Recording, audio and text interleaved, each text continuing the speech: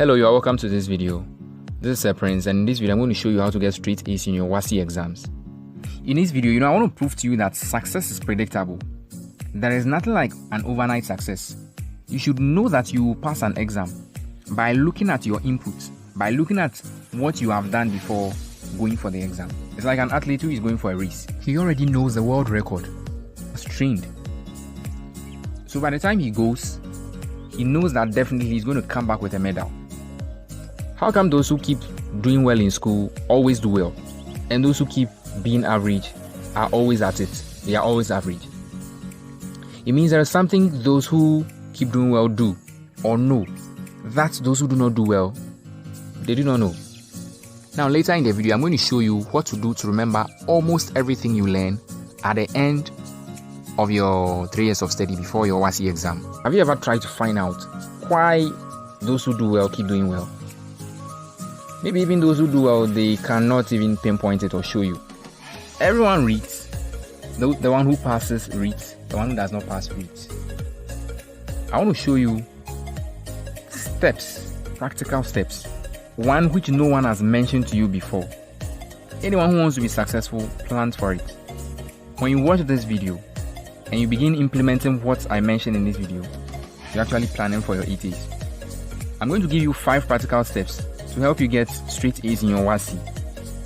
And I have a bonus tip.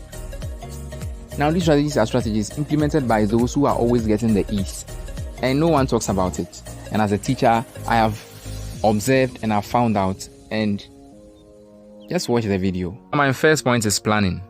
When should you start planning? Start planning early. I mean now. Now Benjamin Franklin said, if you fail to plan, you're actually planning to fail.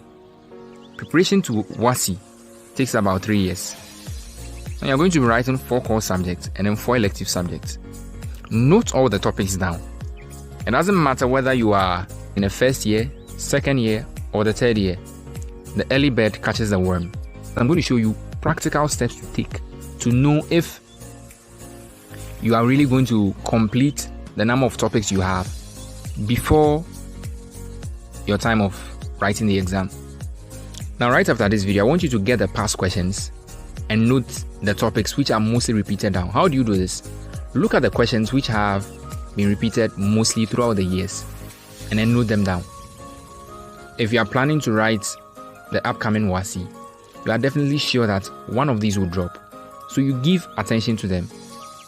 Another way to plan is to assess how many topics were completed within a semester. If every year has 2 semesters, look at how many topics will be completed if you went at the same pace for the whole 3 years. This will give you a picture of how much effort you need to put into your learning aside the guidance your teacher is giving you. Although it's not a true reflection of how many topics you are going to complete, because some topics take less time and others take more time. This will give you an idea of whether you should get a private tutor when you vacate, or if you're able to do your own studying, study more on your own. When you're done with this, I urge you to move topics ahead of your tutor in school. This will give you an added advantage over someone who is being taught a particular topic for the first time. In order to make this possible, make sure you focus. And that's my second point. Focus. Set targets for any topic you want to complete. Give yourself a timeline to hit it. This will help you set your focus on what you want to achieve. You have to push yourself to hit the target. Don't be too hard on yourself when you are not able to hit the target. Use your leisure time to catch up because you want nothing than 8A's. Don't use your colleagues as your standard for progress. Use the plan you have put down. So whether in your first year, your second year, or your third year, it's not too late. Start now. Now my third point is to ignore distractions. The main source of distractions when you are a candidate preparing for Wassce in your school is your peers, that's your friends. There are times when you are studying and then your friends come to bother you with an argument from a football or from someone. Like-minded people would have almost the same kind of results. Make friends who will encourage you to study other than those who will often tell you spend too much time learning. Instead of allowing your smartphone to distract you, you can actually use your smartphone to get knowledge on an internet-enabled device that exceeds or far exceeds what you can get in your books, you can check this video description. I have the top 5 apps which can give you access to past questions. Instead of watching movies, read books. You can read books on comedy or any genre you have interest in. Documentaries can also be a great source of information. What do you want to be in future? Or what are your aspirations? Just get on any video platform and then type in maybe health documentaries. You're going to have so many documentaries show up, which is going to help you build upon your knowledge. If you're able to find this video, it's a proof that you can find anything on the web.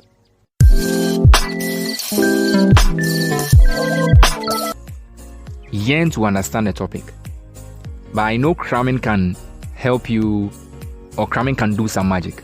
Cramming is also known as chew and pour. Now, if you're in your first year or your second year, you can use cramming to get your marks.